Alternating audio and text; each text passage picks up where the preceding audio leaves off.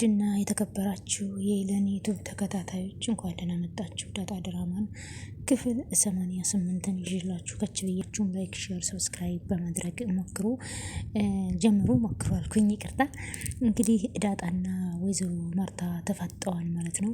ወይዘሮ ማርታ ለመዋሸት እንዳትሞክሪ ስልክ ደውይና ማን እንደሆነ አባትሽና እናትሽን ተናገሪ እያለች እያፋጠጠቻት ነው። መጀመሪያ ወደዚህ ቤት ስትመጪ ደረጀን የት ነው ያገኘሽው?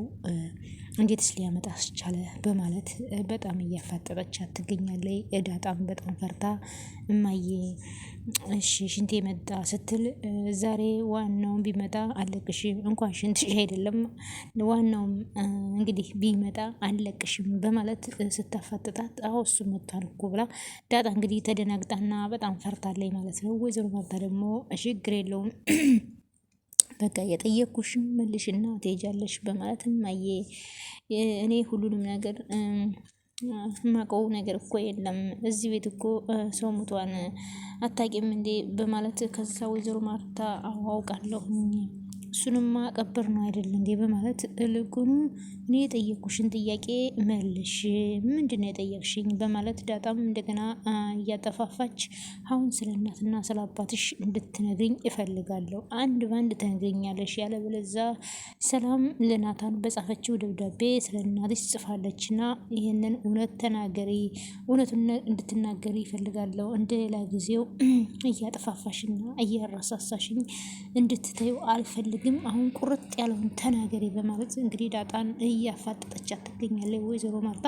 ከዛ ዳጣ ደግሞ እንግዲህ እናቷ ማን እንደሆነች ሰላም እንደሆነች ስለማታውቅ ከዚህ በፊት እንግዲህ ሰላም ለናታን በሰጠችው ደብዳቤ ላይ እንግዲህ ናታን ደግሞ ለዳጣ ሊያሳያት ፈልጎ ማለቴም እኔ ብዙ ነገር ደረጃ አባቴ እንደሆነ እኮ ለማንም አትናገሪ ሲለኝ ደረጀ ሁሉንም ነገር ለአንተ ሳልደብቅ ነግሬያለሁ። ስለዚህ ናታን አንተ ደግሞ ሰላም እንዳታሳይ ብትልህም እኔ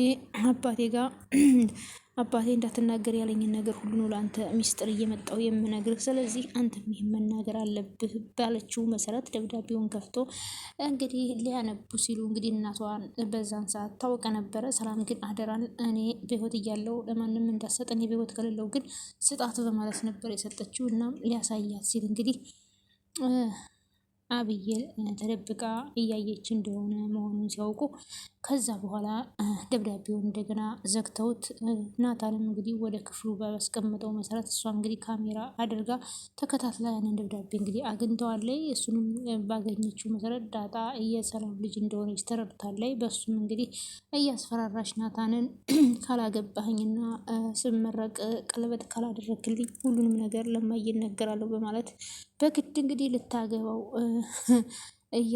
እንዲያገባት እያደረገች ቀለበት እንዲያደርግላት እያደረገች ነበረ። እሱንም አቶ ደረጀ ሰምተው አንቺ ወራዳ ባለዬ ባህላችንን ታበላሻለሽ አይደል? ወንድ ልጅ ራሱ ፈልጎ ነው እንጂ ሴት ልጅ እንዴት አግባይ ብላ ትጠይቃለች በማለት አቶ ደረጀ እንግዲህ ተነደውባታል ማለት ነው።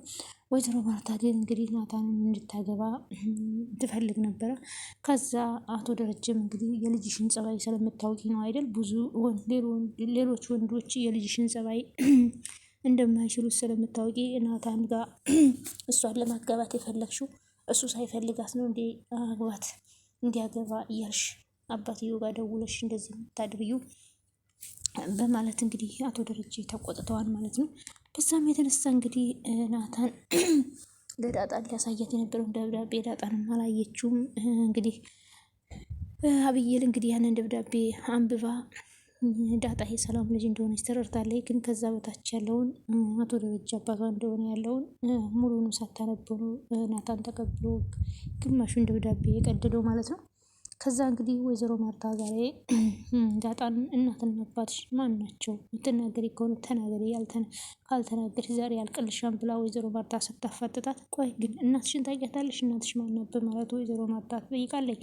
ከዛ ዳጣን ደግሞ እናቴ ማናት? በማለት ወይዘሮ ማርታን እንግዲህ አብይልም እንግዲህ ሰው ነፍስ ሁሉ አጥፍታ ብዙ ነገር አድርጋ ግን አሁን ቢሆን ዋህ እንግዲህ አብይል በገደለችው ሰውዬ ምክንያት እንግዲህ እጇን ስለማታውቅ ምስኪንዬ ሄዳ ነክተዋለች ማለት ነው። በዛ የተነሳ እንግዲህ እሷም እጅ አሻራ አለባት ማለት ነው። ሁለቱም ይታሰራሉ ስለተባለ እንግዲህ በዛ የተነሳ ውሃዬም ወደ እስር ቤት ባብዬ ጦስ ማለት ነው ወደ እስር ቤት ልትገባ ነው።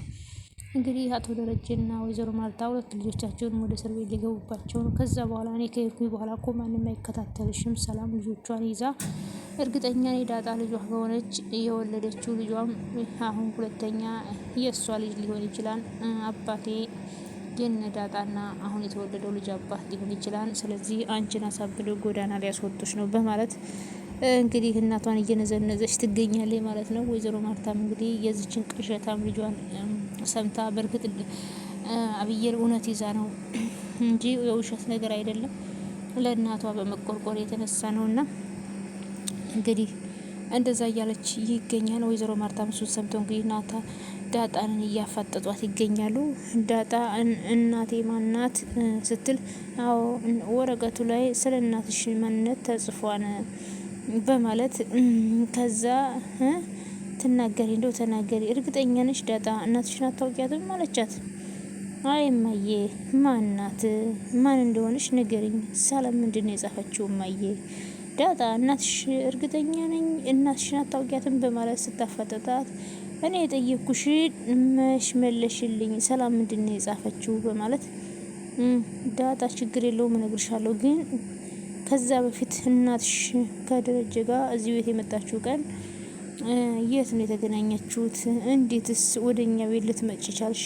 የመጣሽበትን ቀን ታስታውሻለሽ ወይ በማለት እንዴም አየ በቃ ደረጀ ነው ይዞኝ የመጣው የጓደኛሽ ሲሳይ ልጅ ነኝ እማዬ። አሁን ሰላም ምንድነው የጻፈችው ንገሪ፣ ደብዳቤው ላይ ምንድነው የሚለው ብትላትም ተረጋጊ ዳጣ፣ ቆይ እንደውም ሽንትሽ መጥቷል አይደለ ሂጂ ሸተሽ ነይ ብላ አይ እማዬ አሁን ሄዷን እውነቱን ትናገሪ እንደሆነ ተናገሪ፣ ሰላም ምንድነው የጻፈችው? እንደውም ናታን አይቶታን አይደል? ናታን ሂጅ ናታንን ጠይቀዋለሁ ስትል ወይዘሮ ማርታም ቁጭ በይ ተረጋጊ በማለት እንግዲህ ወይዘሮ ማርታም እንግዲህ ደብዳቤውን ያዩት አይመስለኝም።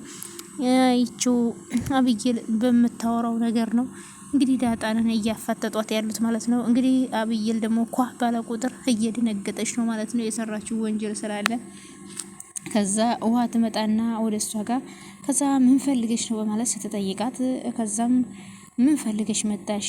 እኔ ምንም አልፈለኩም። እሺ እኔ ውድት አብዬ ደረጀ ብላ ስታቆላምጣት ከዛም ምን ልታረጊ መጣሽ? ረስቼው ሳልነግርሽ አርጁን ማለት ነው በማለት ከዛ አብዬል ደግሞ ወይኔ አርጁን ምን አለች? አርጁ ግን ሞተ እንዴ በማለት ቆይ ግን መጥቶ ነበር እንዴ ቤት ስትላት፣ አዎ ቀድም እዛ ጋር ቆሞ አንቺን እየጠየቀ ነበረ እና ምን አለሽ ስትላት፣ እሱማ ጓደኛዬ እናንተ ቤት መጥቶ ነበር አለኝ። ከዛ አንቺ ምን አልሽው? እኔ ምንም አልመለስኩለትም፣ ግን ማለት ነው አንቺን በዱላ መተሽ ስላስተኛሽው ልጅ ነግሬዋለሁ ብላ ነው እሷ እንግዲህ ውሃ እንግዲህ አልተናገረችም ለአርጁን ያለችው ማለት ነው። ዳጣን ማነው አብይል አርጁን ጓደኛዬ ወዴት ደረሰ ብሎ ለውሃ ሲጠይቃት እንዴ አብይን እኮ ሊገላህ ነበር ብላ ነበር የተናገረችው። ግን ከቤት ከገባሽ በኋላ ግን አርጁን መጥቶ ምን አለች ስትላት አብይል እንዴ አንቺ እንደመታሽው ነገርኩ ብላ እንግዲህ አጨልላታለች ማለት ነው። ምን አባቴ ላድርግሽ ውሃ ለምን እንደዚህ ታያለሽ ብላ እንግዲህ ውሃ ግን እንደዚህ ብላ አላወራችም። ወይኔ ጉዴ ፈላ አለቀልኝ። ቆይ አሁን ምን አባቴ ላድርጋት? እንዴት ጉዴን ታወጣለች? እንዴትስ ሊሆን ነው ብላ በጣም እየተጨነቀችና እየተጠበበች መስኮቱን ከፍታው የነበረ ጭራሽ እንግዲህ ከመጋረጃ የምትደበቅ ይመስል በሩንም ዘጋግታ መጋረጃውንም ዘግታ እየተጨነቀች ትገኛለች ማለት ነው። በጭንቀት ኳ ባለ ቁጥርም ምን ሊያዝ ምን ሊጨብጥ እያለኝ ነው ማለት ነው። እንግዲህ ያብየል ነገር መጨረሻዋ እንደዚህ ሆኗል። ከዛም እንግዲህ ዳጣንም እየተጨነቀች ትገኛለች። ወይዘሮ ማርታ እያፋጠጠቻት ነው። ዳጣንም ወደ ናታን ትሄድና ሰላም ምንድነው የጻፈችው? ትናገር ከሆነ ተናገር፣ ካልነገርከኝ ግን በማለት እንግዲህ ናታንን እያፋጠጠችው ትገኛለች ማለት ነው። ናታንም እንግዲህ ነገርከኝ እንጣላለን፣ እንደውም ተው የቢ አንብበዋለች የቢን ጠይቃታለሁ፣ ኧረ ዳጣ ተረጋጊ ነገር እንዳታበላሽ በማለት እንግዲህ ናታንም እየተጨነቀ ይገኛል። ዳጣን ደግሞ እናቴ ማናት? ወይዘሮ ማርታ ምን እያለች ነው? እኔ የማውቀው ነገር የለም በማለት እንግዲህ እየተበሳጨች ትገኛለች። ከዛ አርጁን ደግሞ ጓደኛዬ እዚህ ግቢ ገብቶ ነበረ፣ የት ሄደ? ገላችሁት ነው ወይ በማለት ሲጠይቅ ከፈለክ ቤት ውስጥ ገብተህ አብዬ ልጥራለሁ፣ ያለበለዚያ ራሴ እጠራዋለሁ። ቆይ አንቺ ለምንድን ነው ዝም የማትይው? ለምንድን ነው ብዙ የምትለፈልፊው? አለቻት።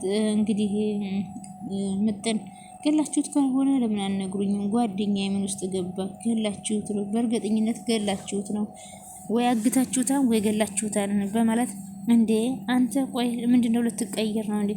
ነገርኝ፣ ጓደኛዬን ገላችሁት ነው አይደል? እርግጠኛ ነኝ ጓደኛዬን ገላችሁት ነው በማለት ውሃ ዞር በሉ እሺ፣ ችግር የለውም። ቆይ አንተ ከዚህ ቤተሰብ ምንድነው ችግር? በማለት ዳጣን በጣም ስትጮህበት ጓደኛዬን ገላችሁት ነው አይደል? ጓደኛዬን አምጦ ውሃ ነግረኛለች፣ እንደቀጠቀጣችሁት ገላችሁት ነው። አንተ ሌባ፣ አንተ እኮ ወንጀለኛ ነው። ሰው ልታጠቃ ቤት ውስጥ የገባህ ወንጀለኛ እኮ ነው። እኔ ማንንም አላጠቃሁም ሲል አንተ እዛ ፊልም ላይ የምታየውን እዚህ ቤት መተህ ትሰራለህ እንዴ? ፊልም ላይ የምታየውን ነገር እንዴት እንደዚህ ታደርጋለህ? ቤት ውስጥ ገብተህ እንዴት ሰው ቤት ደፍረህ ሰው ለመግደል ትደርሳለህ? አባቴ እንዴት ብትንቀው ነው በማለት ፖሊስ ነው የምጠራው በማለት ዳጣን ስትጮህበት፣ እንዴት ብትንቀው ነው ቤቱ ድረስ ይመጣው?